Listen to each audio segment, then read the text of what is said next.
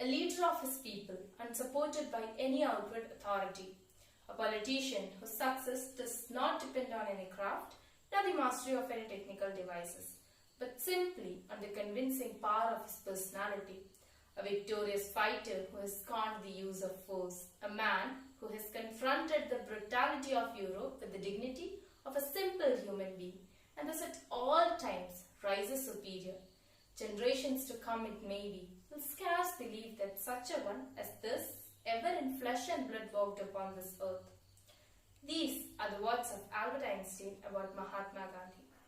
Pleasant greetings of the day. Today I stand here to speak on Mahatma Gandhiji's life and what he teaches us even today. 73 years of independence. It is imperative to look back and examine India's past, present and future to see it has lived upon the ideals upon which it was formed. The question is whether the Gandhian principles of peace, love, non-violence, equality, etc., still survive in a nation in the wake of an economic and industrial revolution. Well, if you ask me, I definitely say yes. In today's world, when everything is being broken down by narrow domestic walls, advocating Gandhian principles can only save us. It was implementing Gandhi's principles of self-sufficiency can actually help in preventing 1% of world's population upholding 73% of total wealth. 2 weeks ago, a scientist posted a story asking, can the world afford Western civilization? And exactly 3 days ago, more than 1,500 scientists across the globe answered that we cannot withstand the umpteen consumption within the given natural parameter. And it was Gandhi who understood this hundreds of years ago and said that there is a sufficiency in the world for a man's need, but not for a man's greed. In India, we face so much of water crisis today that in the coming years, the war isn't going to be with China or Pakistan, but it's going to be with ourselves and the nature.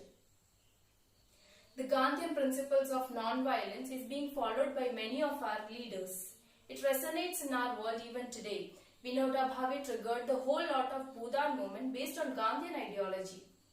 Aruna Roy, Anna Hazare are some other people who walk on these paths. It was Gandhi who taught us that unless and until you don't take the bucket and broom in your hand, you cannot clean your village, your town, your city, which triggered the very famous Swachh Bharat Abhiyan, which has increased the sanitation facility by 32%, which has decreased the open defecation from 550 million to 150 million today, which has helped in averting almost 1,80,000 diarrheal deaths. Now tell me, how can this be an old man's old ideals?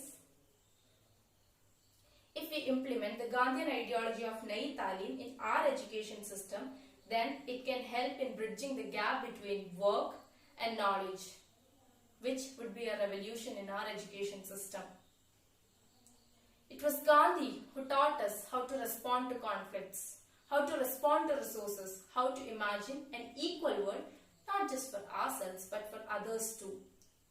It was Gandhi who taught us to be the change that we want to see in this world.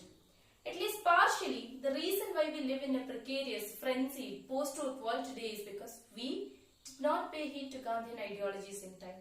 Had we done so, the world would have been a different place. I conclude my words by quoting or repeating what Gita says. Yad yad akrati shreshta, tat tat avataro janna. Sayat paramanam kurate, lokat tat anuvartate.